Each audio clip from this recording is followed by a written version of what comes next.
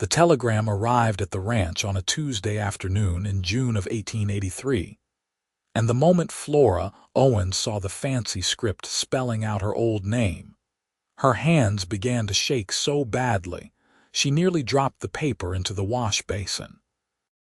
She had not been Flora Owens in her heart for nearly 8 months now, though legally the name still clung to her like dust from a long ride.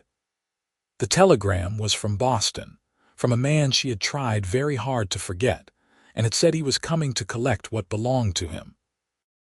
Flora stood in the kitchen of the small ranch house outside Wasco, California, the late afternoon sun streaming through the window and catching the copper highlights in her auburn hair. She read the words again, though they had already burned themselves into her memory. Arriving June 23rd. Have come to bring you home. Our arrangement stands. Lionel Whitmore. No warmth, no apology for the months of silence, no acknowledgement that he had abandoned her at a train station in St. Louis with barely enough money to survive, just a cold declaration of ownership. She heard the heavy footfall of boots on the porch and quickly folded the telegram, sliding it into her apron pocket. The door opened and Dawson Vale stepped inside, removing his hat and hanging it on the peg by the door. He was tall and lean, with sun-darkened skin and eyes the color of whiskey in candlelight. Dirt streaked his forearms and his shirt was damp with sweat from a day spent mending fences in the June heat. "Something wrong?" he asked immediately, his gaze sharp despite his exhaustion. He had learned to read her moods over the past months, learned the slight furrow between her brows that meant worry, the way she bit her lower lip when she was holding something back. Flora forced a smile and shook her head. "Long day, that is all. I have supper ready. Go wash up." Dawson did not move. He stood there in the doorway, studying her with those observant eyes that missed nothing. Flora. The way he said her name made her chest tighten. It was not just a name when he spoke it. It was a question, a promise, a prayer all wrapped together. She had arrived in Wasco broken and desperate, answering an advertisement for a housekeeper that had been her last hope after Lionel had left her stranded. Dawson had taken one look at her, standing there in her worn traveling dress with everything she owned in a single carpetbag, and had offered her not just work but safety. "I am fine," she insisted, turning back to the stove. "Truly." He crossed the room in 3 long strides and gently caught her wrist, turning her to face him. His hands were calloused and strong, but his touch was careful, always careful. "You are a terrible liar." She looked up at him, this man who had become everything to her, without her quite knowing when it had happened. It had not been a single moment, but 1,000 small ones. The way he had carried her bags to the small bedroom off the kitchen that first day. The way he had never once made her feel ashamed for being a mail-order bride who had been cast aside. The way he had taught her to ride, his hand steady on her back when she was afraid of falling. The way he looked at her now, as if she was something precious and rare. "A telegram came," she said quietly. "From Boston." The warmth in his eyes hardened to something cold and dangerous. "From him." It was not a question. Dawson knew about Lionel Whitmore, though Flora had only told him the bare facts. She had answered an advertisement from a Boston merchant seeking a wife. She had traveled across the country on the promise of marriage. Lionel had met her in St. Louis, taken one look at her, and declared she would not do. Too plain, he had said, too country, not refined enough for Boston society. He had put her up in a boarding house and told her to wait while he conducted some business, and then he had simply never returned. "He says he is coming to bring me home," Flora said, hating the tremor in her voice. "He says our arrangement still stands." "Like hell it does," Dawson said, his voice low and fierce. "You are not going anywhere with that bastard." Flora pulled the telegram from her pocket and handed it to him. He read it quickly, his jaw tightening with each word. When he finished, he crumpled the paper in his fist. "When?" he asked. "June 23rd. That is tomorrow." Dawson swore under his breath, a long string of words that would have made Flora blush when she first arrived. Now they just made her feel oddly comforted because they meant he was angry on her behalf, and there was something deeply reassuring about that. "You do not have to see him," Dawson said. "You do not have to go with him. You know that, right?" "I know," Flora said, but the words felt hollow. The truth was more complicated. She had signed papers, contracts that Lionel's lawyer had drawn up. She had promised to marry him in exchange for passage to Boston and a new life. She had taken his money for the train ticket. In the eyes of the law, she might still belong to him, at least until she could prove abandonment. "Flora," Dawson said again, and this time he reached up to cup her face in his hands, tilting her chin so she had to meet his eyes. "I will not let him take you. You understand? I will not." The intensity in his voice made her breath catch. They had never spoken of what was between them, had never dared to put words to the way he found excuses to touch her hand, the way she watched for him through the window each evening, the way they sat together on the porch after supper and talked until the stars came out. She was still technically promised to another man, and Dawson was too honorable to overstep that boundary, no matter how much they both wanted him to. "What if I do not have a choice?" she whispered. "There is always a choice," he said fiercely, "and I am asking you to choose me." Before she could respond, before she could think about all the reasons why that was impossible, he kissed her. It was not gentle or tentative. It was desperate and claiming, the kiss of a man who had held himself back for far too long. Flora made a small sound in the back of her throat and kissed him back just as desperately, her hands fisting in his shirt. When they finally broke apart, both breathing hard, Dawson rested his forehead against hers. "Tell me you feel this too," he said roughly. "Tell me I am not alone in this." "You are not alone," Flora said, her voice shaking. "You have never been alone in this." He kissed her again, softer this time, achingly tender. "Then we will face him together. Whatever happens, we face it together." Flora nodded, wanting to believe it could be that simple. But she knew Lionel Whitmore, knew his pride and his stubbornness. He would not give up easily, not when he had decided he wanted something. And she had no idea what would happen when he arrived. They ate supper in near silence, the food tasteless in Flora's mouth. Afterward, Dawson did something he had never done before. Instead of retreating to his own bedroom as he always did, maintaining the careful propriety that had marked their relationship, he took her hand and led her to the porch. They sat together on the old wooden bench, and he put his arm around her shoulders, pulling her close against his side. "Tell me about your family," he said quietly. "You have never talked much about them." Flora was quiet for a moment, then began to speak. She told him about growing up in a small town in Missouri, about her father who had died when she was 15, about her mother who had passed just 2 years ago, leaving Flora alone with nothing but debts and a crumbling house. She told him about the loneliness, about answering Lionel's advertisement because she had no other options, about the hope she had felt when she thought she was starting a new life. "And then he looked at me like I was livestock that did not meet his standards," she said bitterly. "And I knew I had made a terrible mistake." "His loss," Dawson said simply, "my gain." She turned to look at him in the fading light. "You really mean that?" "I have never meant anything more in my life," he said. "Flora, I know the timing is poor. I know you are still legally tied to him, at least on paper. But I need you to know something. I love you. I think I have loved you since the day you showed up here with your chin up and your eyes full of determination, refusing to let the world break you. And if you will have me, I want to marry you. I want to build a life with you. I want to wake up next to you every morning and fall asleep with you in my arms every night." Flora felt tears sliding down her cheeks. "I love you too," she whispered. "So much it scares me." "Then let me handle Lionel tomorrow," Dawson said. "Let me stand between you and him.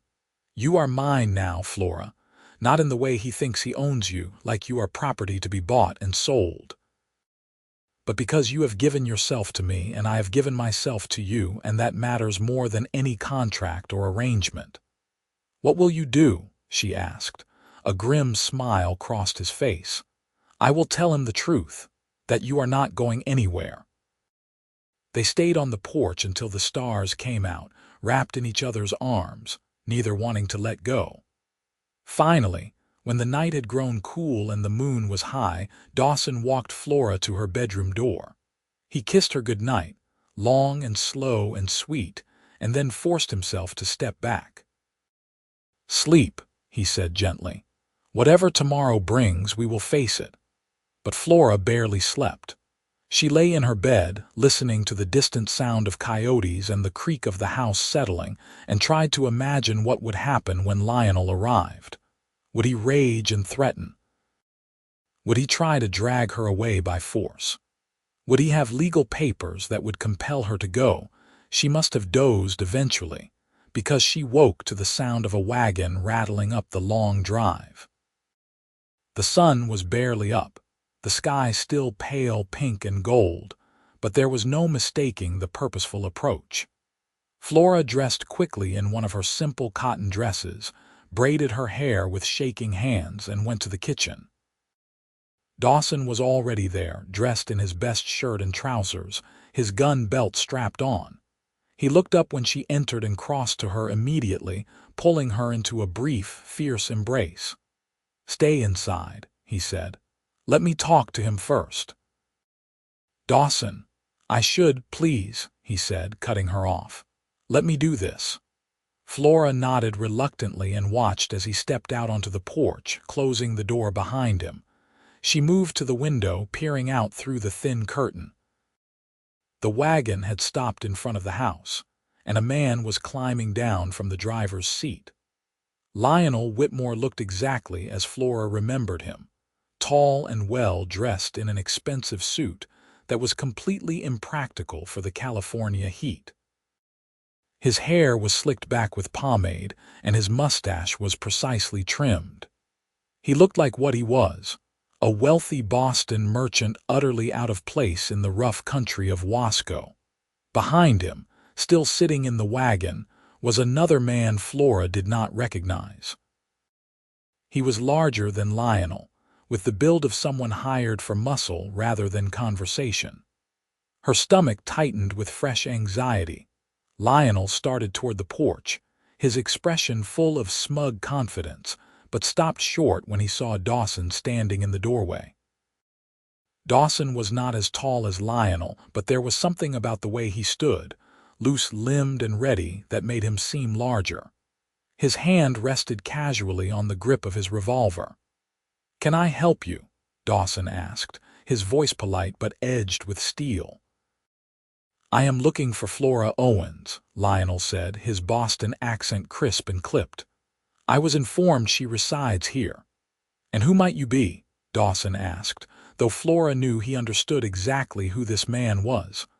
"Lionel Whitmore," Lionel said, drawing himself up importantly. "Miss Owens's fiancé. I have come to collect her and bring her home to Boston where she belongs." "Interesting," Dawson said mildly.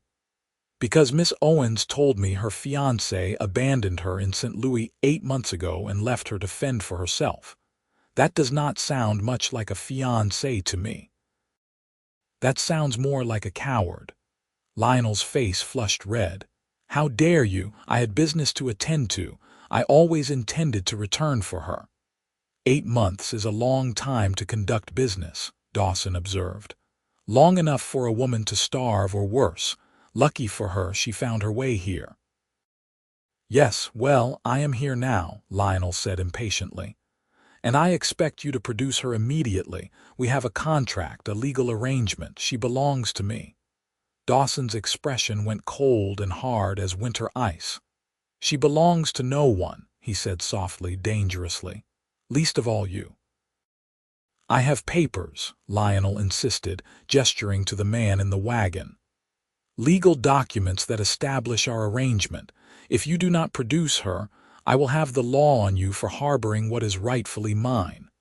Go ahead, Dawson said. Fetch the law. I would be happy to tell a judge about how you abandoned a woman in a strange city with no means of support. I am sure they will be very interested in that story. Lionel's eyes narrowed. Listen here, you backwater cowboy. I do not know what Flora has told you, but she entered into an agreement with me. She took my money, she made promises, and I intend to hold her to them. Why? Dawson asked bluntly. If she was so unsuitable 8 months ago, why do you want her now? For a moment, Lionel looked uncomfortable. I have reconsidered, he said stiffly. I believe we can make a suitable match after all. She will simply need some refinement. Inside the house, Flora's hands clenched into fists. The truth was suddenly, painfully clear. Lionel did not want her. He had never wanted her. But his pride could not stand the idea that she had moved on, that she had found something better without him. This was about ownership, about winning, about proving that he could take back what he had discarded. Dawson must have come to the same conclusion because his laugh was harsh and humorless. You are not taking her anywhere, he said flatly. Flora stays here, with me. And who are you to make that decision? Lionel demanded. I am the man who loves her, Dawson said simply. I am the man who has taken care of her for the past 8 months while you were off doing whatever the hell you were doing. I am the man she has chosen. And I am telling you right now, Whitmore, you need to get back in that wagon and leave. Because she is mine now, and I will be damned if I let you take her. You have no legal right, Lionel began, but Dawson cut him off. I have every right that matters, Dawson said. She wants to stay. That is the only right I need. Lionel's face was nearly purple with rage now. I will not be spoken to this way by some common rancher. Flora, come out here this instant. Inside, Flora took a deep breath. She could not let Dawson fight this battle alone. Whatever happened, they had to face it together, just as he had said. She walked to the door and opened it, stepping out onto the porch beside Dawson. Lionel's expression shifted when he saw her, something predatory and triumphant crossing his features. Flora, darling, he said, his tone completely different now, warm and cajoling. There you are. I am so sorry for the delay in collecting you. Business took longer than expected, but I am here now and everything can proceed as planned. No, Flora said quietly. Lionel blinked. I beg your pardon. I said no, Flora repeated, louder this time. I am not going with you, Lionel. You made it very clear, Incent, Louis, that I was not good enough for you. And you were right. I was not good enough for you because I deserved better than a man who would abandon me without a second thought. Now, Flora, you are being dramatic, Lionel began, but she talked over him. I have made a life here, she said. A good life with a good man. I am not leaving it to go play dress-up in Boston society for a man who sees me as something to own rather than someone to love. We had an agreement, Lionel shouted, his composure finally cracking completely. You signed papers. You took my money. Money for a train ticket that left me stranded halfway across the country, Flora shot back. If you want to take me to court over it, go ahead. I will happily testify about your treatment of me. Lionel took a step toward the porch, and instantly Dawson moved, placing himself between Lionel and Flora. That is close enough, he said, his hand now gripping his revolver. The man in the wagon stood up, reaching for something under his coat, but Dawson was faster. He had his gun drawn and pointed before the other man could complete the motion. I would not, Dawson said calmly, unless you want to find out how fast I can shoot. There was a long, tense moment where no one moved. Then Lionel made an angry gesture, and the man in the wagon slowly sat back down, his hands visible. "This is not over," Lionel said, his voice shaking with fury. "I will take this to the authorities. I will sue you for breach of contract. I will make your life a living hell, Flora." "You already tried to do that," Flora said, "and I survived it. I am not afraid of you anymore, Lionel." Dawson cocked his revolver, the sound very loud in the morning quiet. "I believe the lady asked you to leave," he said, "and I am asking you more directly, get off my property. Now." For a moment, Flora thought Lionel might actually try to rush the porch, might let his rage push him into doing something truly stupid. But he was a businessman, not a fighter, and the sight of Dawson's steady hand holding that gun was enough to make him reconsider. "This is not finished," Lionel spat. He turned on his heel and stalked back to the wagon, climbing up beside his hired man. "You will regret this, both of you." "I doubt it," Dawson said. The wagon turned around in a spray of dust and gravel, and then it was rumbling back down the long drive toward town. Dawson did not lower his gun until it had disappeared from sight. Then he carefully uncocked it and holstered it, turning to Flora. She was shaking, adrenaline and relief flooding through her in equal measure. Dawson pulled her into his arms, holding her tight against his chest. "You were magnificent," he murmured into her hair. "So brave." "I was terrified," Flora admitted. "Brave and terrified are not mutually exclusive," Dawson said. He pulled back enough to look down at her. "Do you think he will actually try to make legal trouble?" Flora considered it. "Possibly. But he would have to admit in court that he abandoned me, and that would be humiliating for him. Lionel cares about his reputation above all else. I think he will bluster and rage, but ultimately he will slink back to Boston and pretend I never existed." "Good," Dawson said, "because I meant what I said. You are mine now if you want to be." Flora reached up and touched his face, tracing the line of his jaw. "I want to be," she said softly. "More than anything." He kissed her then, right there on the porch in the morning sunlight, and Flora felt the last of her fear drain away. Whatever happened next, they would face it together.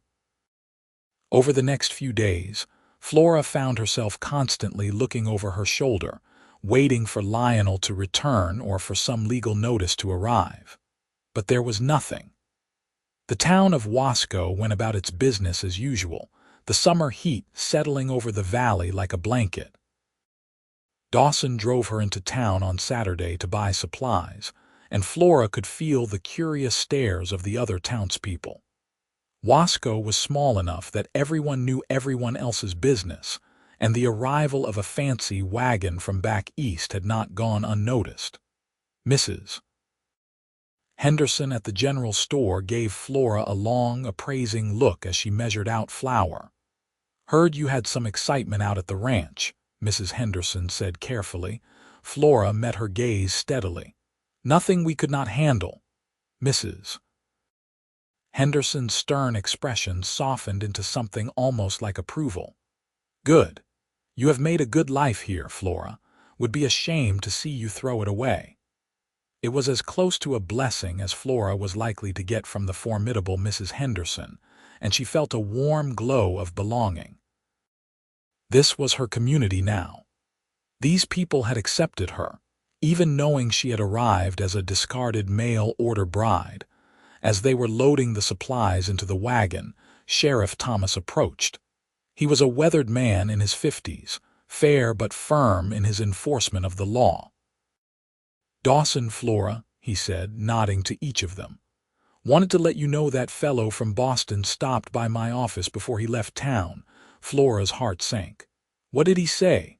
"Lots of noise about contracts and legal rights," Sheriff Thomas said. "I told him that if Miss Owens wanted to press charges against him for abandonment, I would be happy to take her statement. He got real quiet after that and left town within the hour. I do not think you will be hearing from him again." Relief flooded through Flora. "Thank you, Sheriff." "No thanks needed," Sheriff Thomas said. "Just doing my job. Besides, I have known Dawson here since he was knee-high to a grasshopper. He is a good man. If he says you want to stay, that is good enough for me." The ride back to the ranch was quiet, but it was a comfortable quiet. Flora sat close to Dawson on the wagon seat, her shoulder pressed against his, and felt more at peace than she had in months. When they arrived home, Dawson helped her unload the supplies and then caught her hand. "Come with me," he said. "I want to show you something." He led her away from the house, past the barn and the small corral where his horses grazed, to a spot on a rise that overlooked the valley. The land stretched out before them, golden and beautiful in the late afternoon light. "This is my favorite spot on the whole ranch," Dawson said. "I used to come up here when I was deciding whether to buy this place. My father thought I was crazy, investing in ranch land out here when I could have stayed in Texas and worked his spread. But I wanted something of my own, something I built with my own 2 hands." "It is beautiful," Flora said honestly. "I want to build a house here," Dawson said, pointing to the level ground at the top of the rise. "A real house, not that little cabin I am living in now, big enough for a family. With a porch that wraps all the way around so you can watch the sunset from any direction, and a garden for you if you want one." Flora looked at him, her heart swelling. "A family?" Dawson turned to face her fully, taking both her hands in his. "Flora Owens, I know we have only known each other for 8 months. I know you have been through hell and back and you probably need time to heal. But I also know that I love you with everything I have in me. I want to marry you properly and legally. I want to build that house with you and fill it with children and laughter and love. Will you marry me?" Flora did not hesitate. "Yes," she said, her voice ringing clear and certain. "Yes, I will marry you." Dawson let out a whoop of joy and picked her up, spinning her around until she was laughing and dizzy. When he set her down, he kissed her thoroughly, and Flora kissed him back with all the love and hope and happiness that filled her heart. They were married 3 weeks later in the small church in Wasco, with half the town in attendance. Flora wore a simple white dress that Mrs. Henderson had helped her sew, and she had never felt more beautiful. Dawson wore his best suit and looked at her like she was the most precious thing in the world. When Reverend Matthews pronounced them husband and wife, Dawson kissed her with such tenderness that Flora felt tears slip down her cheeks. The reception was held at the town hall, with music and dancing and more food than Flora had seen in one place in years. She danced with Dawson until her feet ached, and then she danced some more, because she could not bear to let go of him. As the sun began to set and the party showed no signs of slowing, Dawson leaned down and whispered in her ear, "What do you say we slip away, Mrs. Vale?" Flora blushed but nodded, and they made their excuses and headed back to the ranch. Dawson had insisted that she move into the main bedroom weeks ago, once they were engaged, though he had chivalrously spent his nights on the couch to preserve propriety. Tonight, there would be no such distance between them. He carried her over the threshold of their home, making her laugh, and then set her down gently in the bedroom. The sun was streaming through the window, painting everything gold, and Dawson looked at her with such love and desire that Flora felt her breath catch. "I love you," he said simply. "I love you too," Flora whispered. He kissed her then, and the world narrowed to just the two of them, to the slide of his hands on her body and the warmth of his skin against hers, to whispered words of love and gasps of pleasure. Flora had heard other women talk about the marriage bed with resignation or embarrassment, but there was nothing shameful about this. This was beautiful and right and perfect, the physical expression of everything they felt for each other. Afterward they lay tangled together in the sheets, Dawson's hand stroking through her unbound hair. "No regrets?" he asked softly. "Not a single one," Flora said, tilting her head up to kiss his jaw. "You?" "Only that I did not find you sooner," Dawson said. "But I will thank God every day that I found you at all." The summer passed in a blur of happiness. Dawson hired a crew to begin work on the new house, and Flora spent hours planning the layout, choosing where each room would go.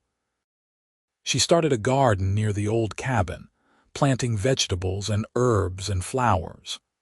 The physical work was hard but satisfying, and she loved watching things grow under her care. In the evenings, she and Dawson would ride out to the building site and watch the house take shape. The frame went up first, strong beams of timber that would support the whole structure. Then the walls, and finally the roof. By the time autumn arrived, the house was nearly complete. Flora had been feeling tired and queasy for a few weeks, and at first she attributed it to the changing seasons.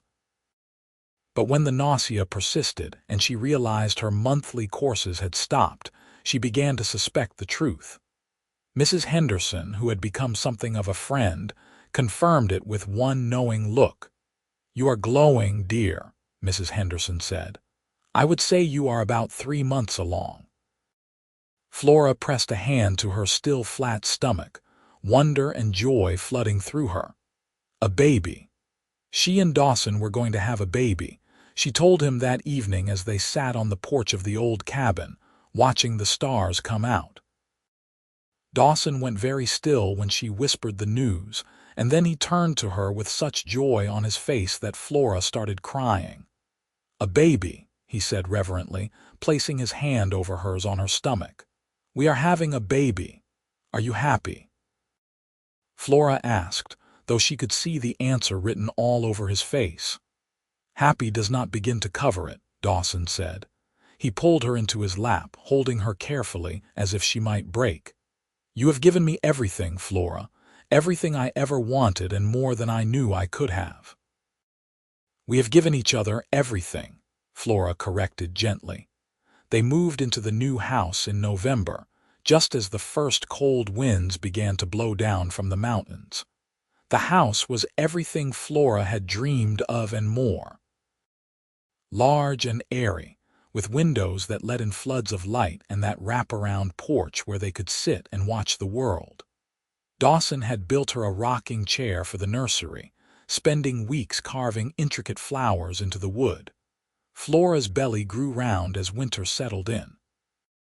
The baby was active, kicking and rolling, and Dawson spent hours with his hand on her stomach, marveling at each movement. They argued good-naturedly about names, with Dawson lobbying for traditional family names and Flora wanting something fresh and new. The baby came in early March of 1884, on a day when the valley was green with new growth, and the air smelled of rain and earth. The labor was long and hard, with Mrs. Henderson and the town midwife attending. Dawson paced the hallway outside, wearing a path in the new floorboards, until finally, after hours that felt like years, he heard the thin wail of a newborn. Mrs. Henderson opened the door, her face creased in a smile. "You have a son," she said. "A healthy, strong boy, and your wife is doing well." Dawson pushed past her into the bedroom. Flora was propped up against the pillows, exhausted but radiant, with a tiny bundle cradled in her arms. She looked up when he entered, and her smile was tired but luminous. "Come meet your son," she said softly. Dawson approached slowly, almost afraid, and looked down at the baby in Flora's arms. He was small and red-faced, with a shock of dark hair and eyes that were screwed shut. But he was perfect, absolutely perfect. "What should we name him?" Flora asked. Dawson thought for a moment, then said, "Daniel, after my grandfather. Daniel James Vale." Flora smiled. "Daniel James Vale, I like it. Hello, Daniel. Welcome to the world." Dawson reached out and gently stroked one finger down the baby's soft cheek, and Daniel made a small snuffling sound.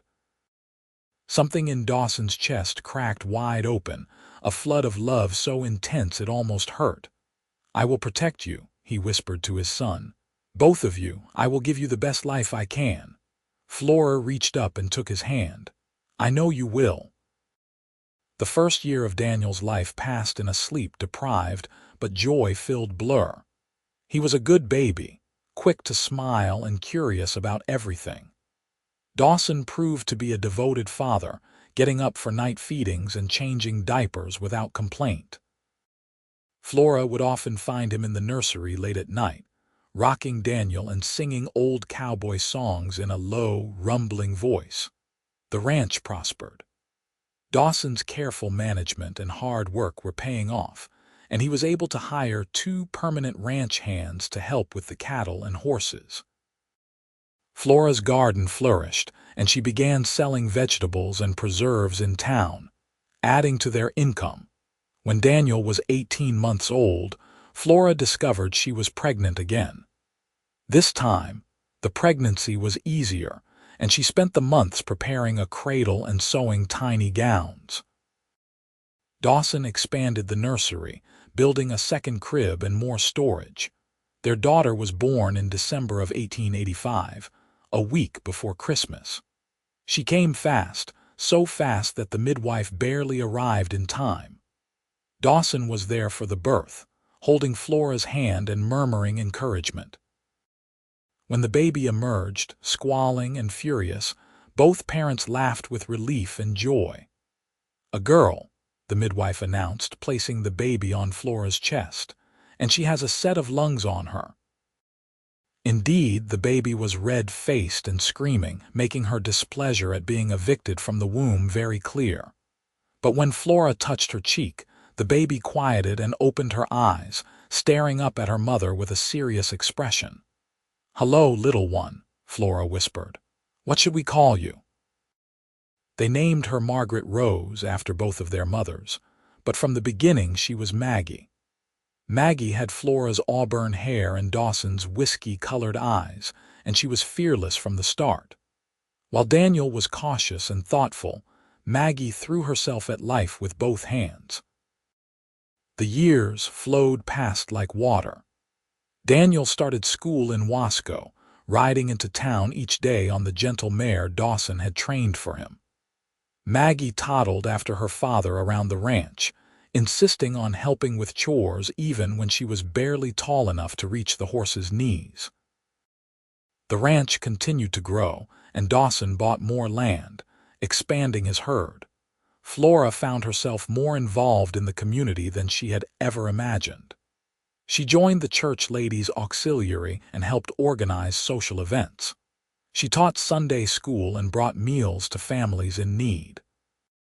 The woman who had arrived in Wasco broken and desperate had become a pillar of the community, respected and loved. One evening in the spring of 1889, when Daniel was 5 and Maggie nearly 4, Flora and Dawson sat on their porch watching their children play in the yard. Daniel was carefully building a fort out of sticks while Maggie knocked it down and laughed. "Can you believe it has been 6 years since we met?" Flora asked, leaning her head on Dawson's shoulder. "Sometimes it feels like yesterday," Dawson said. "Sometimes it feels like you have always been here." "You ever think about what might have happened if Lionel had come back for me that day in St. Louis?" Flora asked. It was a question that crossed her mind sometimes, though less and less as the years went on. "No," Dawson said simply. "Because he did not. You found your way to me, and that is all that matters." Flora smiled. "You are right, though I do wonder sometimes what happened to him, whether he ever married, whether he is happy." "I do not care if he is happy," Dawson said flatly. "He threw away the best thing that ever could have happened to him. That was his loss and my gain, and I will never regret it." "Neither will I," Flora said softly.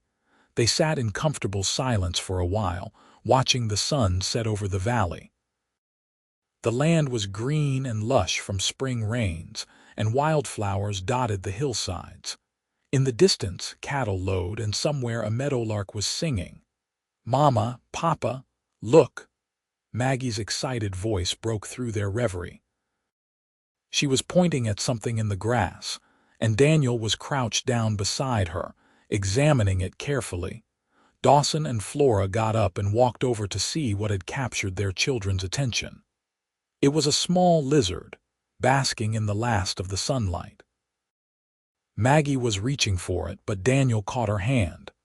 "Do not grab it, Maggie," he said seriously. "You will scare it. You have to be gentle." Dawson caught Flora's eye and smiled. Their son had his mother's compassion and his father's patience. It was a good combination. "Can we keep it?" Maggie asked, looking up at her parents with pleading eyes. "Lizards need to be outside where they can find food and sun," Flora explained. "But you can visit him whenever you see him in the yard." Maggie considered this and then nodded, apparently satisfied. The lizard, deciding it had had enough attention, scurried away into the grass. Maggie laughed and chased after it, with Daniel following at a more sedate pace. "They are going to be a handful when they get older," Dawson observed.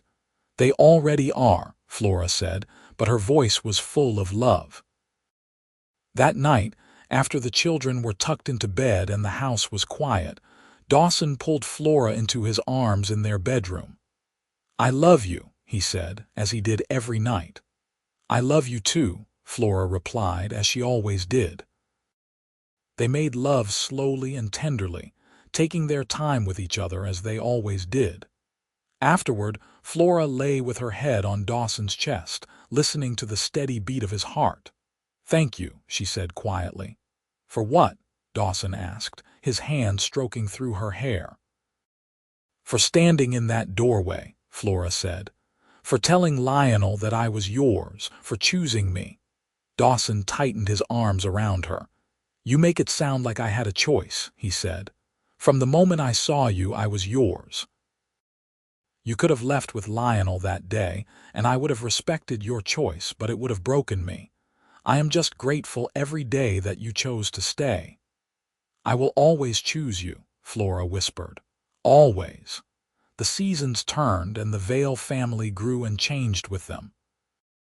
Daniel became tall and serious, with his father's way with horses and his mother's love of learning. He devoured every book he could get his hands on and talked about going to college someday.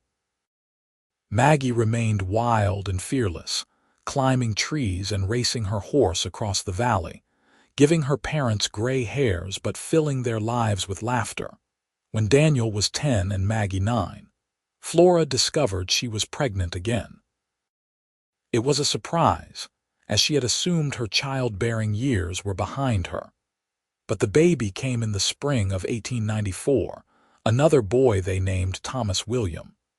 Tommy was a sweet, placid baby who rarely cried and seemed content just to watch the world around him with wide, wondering eyes. Daniel was protective of his baby brother, carrying him around and showing him things. Maggie was less interested in babies, but could occasionally be persuaded to hold Tommy or make faces at him to elicit his rare, gummy smiles. The ranch continued to prosper. Dawson's reputation as a fair dealer and skilled rancher spread throughout the region, and he was able to command good prices for his cattle and horses. They were not wealthy by Boston standards, but they were comfortable, with money in the bank and a home full of love and laughter. In 1896, a letter arrived from Boston. Flora's hands shook when she saw the return address, memories of that terrible telegram flooding back. But when she opened it, she found it was not from Lionel at all. It was from a lawyer, informing her that Lionel Whitmore had died of a heart attack, and that, as his papers indicated she had once been his intended bride, she might have a claim on his estate if she could prove abandonment. Flora read the letter twice, then handed it to Dawson. He scanned it quickly and then looked at her. "What do you want to do?" Flora thought about it. She could pursue the claim, could potentially gain money that would make their already comfortable life even easier. But doing so would mean dredging up the past, would mean acknowledging that she had ever belonged to Lionel in any way. "I want to write back and tell them I have no claim and no interest," Flora said firmly. "That part of my life is over. I want nothing from him, not even in death." Dawson smiled and pulled her into his arms. "I love you," he said simply. Flora wrote the letter that very day, formally renouncing any claim to Lionel's estate. She signed it Flora Vale, and the act of writing that name felt like closing a door on the past forever. The years continued to pass. Daniel graduated from the school in Wasco at the top of his class and announced his intention to attend college in San Francisco. It was hard to let him go, but Flora and Dawson supported his dreams. He promised to come home for holidays and summers, and he kept that promise faithfully. Maggie showed no interest in further schooling, but she had a gift for working with the ranch's horses. Dawson taught her everything he knew, and by the time she was 16, she was the best horse trainer in the county. Men twice her age came to the Vale Ranch to buy horses trained by Maggie Vale, though some of them grumbled about taking advice from a slip of a girl. Tommy grew into a quiet, artistic child who liked to draw and paint. Flora encouraged his talent, buying him paper and pencils and watercolors when she could. His sketches of the ranch and the valley were remarkably good, capturing not just the physical details but the feeling of the place. In the summer of 1902, when Daniel was 18 and home from college, a young woman came to the ranch looking for work as a cook. Her name was Sarah Mitchell, and she had traveled from Oregon after her family's farm had failed. She was pretty and practical, with dark hair and a quick smile. Flora hired her on the spot, both because she needed the help and because she saw something of her younger self in Sarah's determined expression. But it quickly became clear that Sarah's arrival had affected Daniel. He found excuses to be in the kitchen, helped Sarah with tasks she did not need help with, and blushed scarlet whenever she smiled at him. Flora watched with amusement and a touch of nostalgia. She remembered what it was like to fall in love, the intensity of those early feelings. She and Dawson had discussed it in bed one night, and Dawson had been philosophical. "He is 18, old enough to know his own heart," Dawson said. "And Sarah is a good girl. If he wants to court her, I have no objections as long as he is respectful." "They are so young," Flora said wistfully. "We were young once too," Dawson reminded her, "and we turned out all right." By the end of the summer, Daniel and Sarah were openly courting, with Flora's approval and Dawson's watchful eye. When Daniel returned to San Francisco for his final year of college, he and Sarah exchanged letters weekly. She remained at the ranch, helping Flora and becoming part of the family. Daniel graduated in the spring of 1903 and returned home with a degree in agriculture and a plan to modernize the ranch's operations. He asked Dawson's permission to marry Sarah, and Dawson gave it gladly. They were married that fall in the same church where Flora and Dawson had wed 20 years earlier. Flora cried during the ceremony, though she could not have said if the tears were from sadness at her son growing up or joy at seeing him so happy. Dawson held her hand throughout, his thumb rubbing soothing circles on her palm. Daniel and Sarah built a house on the far end of the ranch property, and Daniel became Dawson's full partner in running the operation. It was good to have help, especially as Dawson was nearing 50 and the physical work was getting harder. But more than that, it was satisfying to see his son taking an interest in the land, wanting to build on what Dawson had created. Sarah fit seamlessly into the family, and within a year she announced she was expecting. Flora was going to be a grandmother, a fact that delighted and terrified her in equal measure. The baby, a girl named Emma, was born in the spring of 1904, and Flora fell in love all over again with the tiny, perfect creature. Maggie, now 20, showed no signs of wanting to settle down. She had suitors aplenty, but she turned them all down, saying she was not interested in marriage. Flora worried about her daughter's future, but Dawson was unconcerned. She will marry when and if she finds someone who can keep up with her, he said. Until then, let her be happy doing what she loves. As if to prove Dawson right, Maggie announced in 1905 that she wanted to start her own horse breeding operation. Dawson helped her get started, giving her some of his best mares and access to his prize stallion. Within 2 years, Maggie's horses were as sought after as her father's, and she was making a good living on her own. Tommy, now 11, showed no interest in ranching or horses. His talent for art had only grown stronger, and Flora encouraged him to pursue it. She saved money from her preserves business to pay for art lessons from a teacher in Bakersfield, making the trip with Tommy once a month. In 1908, when Daniel's second child was on the way, and Maggie was successfully running her breeding program, Flora realized she was 50 years old. Half a century. It seemed impossible.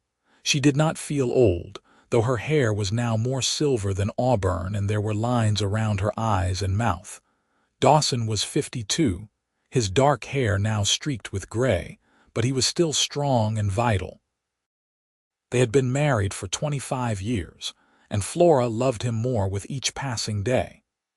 The passion of their early years had mellowed into something deeper and richer, a love built on shared experiences and mutual respect and the life they had built together. They celebrated their anniversary with a party at the ranch, with all their children and grandchildren in attendance, along with friends from Wasco and the surrounding area. As Flora looked around at the gathered crowd, at the home she and Dawson had built, at the family they had created, she felt a profound sense of gratitude. That night, after everyone had left and the house was quiet, Flora and Dawson walked out to the rise where he had proposed all those years ago. The house they had built still stood proud and strong, lights glowing in the windows. In the distance, they could see the smaller houses where Daniel's family lived and where Maggie had her quarters near the horse barns. "Did you ever imagine this?" Flora asked, gesturing to it all. "That day when I showed up at your door looking for work, did you imagine we would build all of this?" Dawson was quiet for a moment, considering. "I imagined loving you," he said finally. "I imagined spending my life with you. The rest of it, the children and grandchildren and the success of the ranch, that is all wonderful. But the core of it, the thing that matters most, is that I get to love you every day. That is what I imagined, and that is what we have." Flora turned to him, this man who had stood in a doorway and claimed her as his own, who had protected her and cherished her and built a life with her. His face was weathered now, lined with years of sun and wind, but to her he was as handsome as the day they met. "I love you," she said, as she had said 1,000 times before. "I love you too," he replied, as he always did. They stood together on the rise as the sun set, painting the valley in shades of gold and rose, and Flora thought about the telegram that had arrived all those years ago, the telegram that had filled her with fear. She thought about Lionel Whitmore coming to claim her and Dawson standing in that doorway and saying those words that had changed everything. "She's mine now."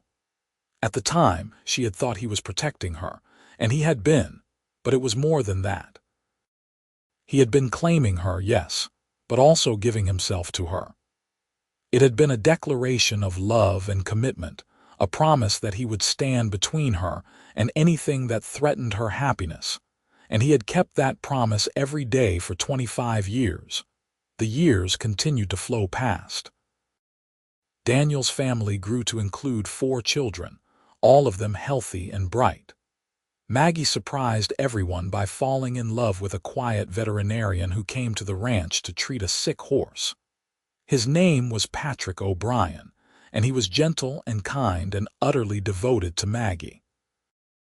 They married in 1911, and Maggie proved to be just as fierce in her love for her husband as she was in everything else she did. Tommy's artistic talent took him to San Francisco to study at an art institute. He sent letters home full of enthusiasm about his classes and the city. Flora missed him terribly, but was proud of him for pursuing his passion. Dawson's health began to decline in 1914. Nothing dramatic, just a gradual slowing down, a loss of energy that he could not seem to shake. The doctor in Wasco could find nothing specifically wrong, but suggested it was just the natural process of aging. Dawson was 58, and he had worked hard his entire life. He turned over more and more of the ranch operations to Daniel, though he still insisted on being involved in the important decisions. Flora worried about him, but he waved off her concerns with a smile. "I am fine, Flora," he said, "just getting old." But one morning in the spring of 1915, Dawson did not wake up when Flora rose at dawn as she always did. She turned to him, ready to kiss him good morning, and realized something was wrong. He was breathing, but it was shallow and labored, and he did not respond when she called his name. Flora ran for Daniel, her heart pounding with terror. Daniel took one look at his father and sent his eldest son racing to town for the doctor. The doctor arrived within the hour, but there was little he could do. Dawson had suffered a stroke in his sleep, and while he was alive, he was not conscious.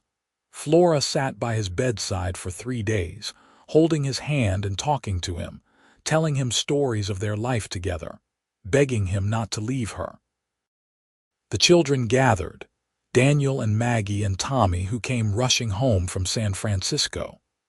They took turns sitting with their father, sharing memories and tears.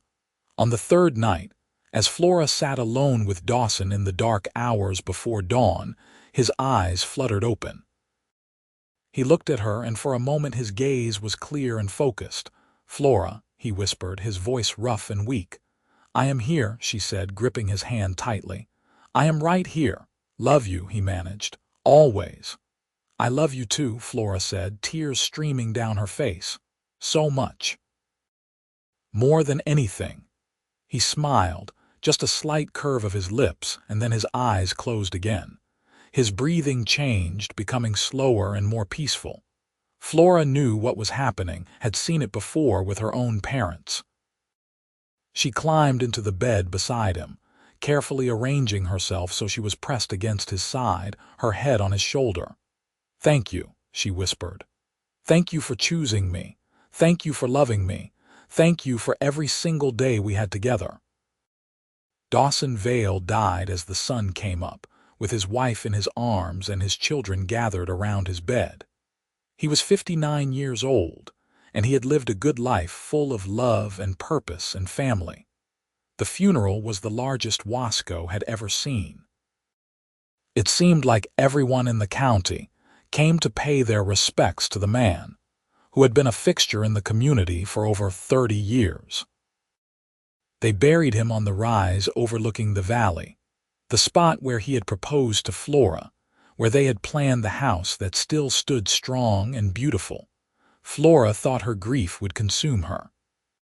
For weeks, she moved through the days in a fog, unable to believe that Dawson was truly gone. The house felt empty without him, even with her children and grandchildren around. She would wake in the night and reach for him, only to find the cold, empty space beside her. But slowly, gradually, the sharp edge of grief dulled to something she could live with. Daniel and Sarah moved into the main house to keep her company, and the presence of her grandchildren helped fill the silence. Maggie and Patrick visited often, and Tommy came home from San Francisco for the summer. Flora found solace in her garden, spending hours tending to her plants and flowers. She found comfort in the routine of the ranch, in watching the cattle graze and the horses run. And she found strength in her memories, in the 25 years she had shared with Dawson, in the life they had built together. One evening in late summer, Flora walked up to Dawson's grave. She did this often, finding peace in talking to him, in sharing her day with him as she always had. She told him about Emma, who was learning to ride.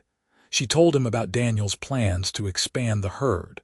She told him about a letter from Tommy, full of excitement about a gallery showing his work. "The children are doing well," she said softly.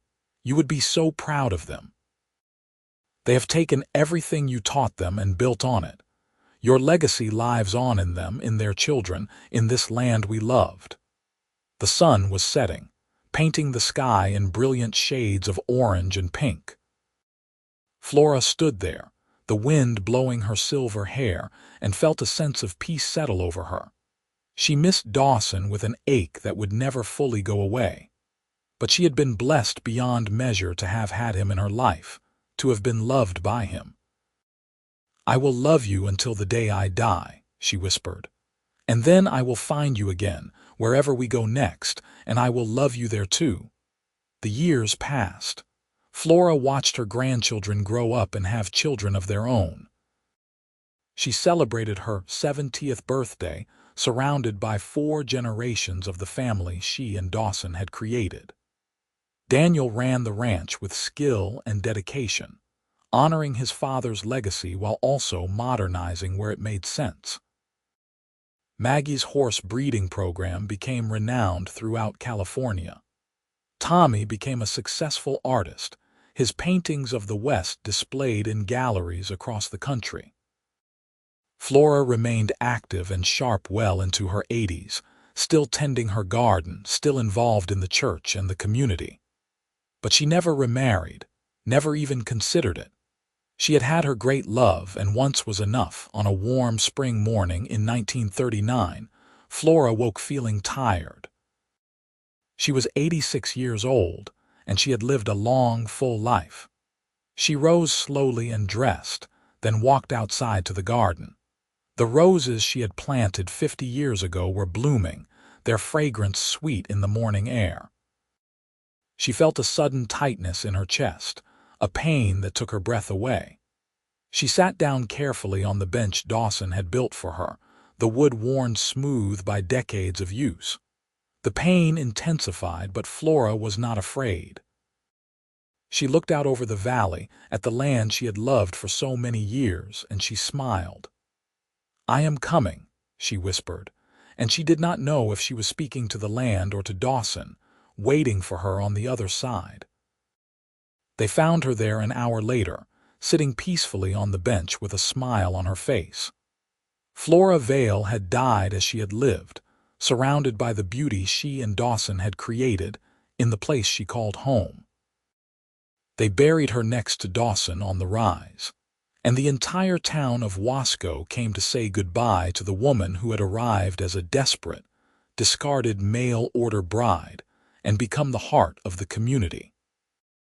At the funeral, Daniel stood and spoke about his parents' love, about the way his father had stood in a doorway and declared his mother his own, about the life they had built together from nothing.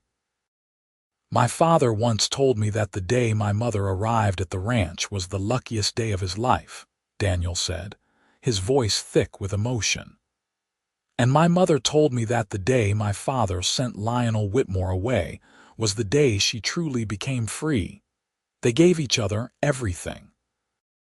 They built this ranch, this family, this legacy, and they did it with love and determination and an unwavering commitment to each other. That is what I hope to pass on to my children, and what I hope they pass on to theirs. That is their true legacy." The Vale Ranch continued to prosper for generations, passed down through Daniel's line. But the story of Flora and Dawson became the foundation of the family legend, the tale told and retold to each new generation.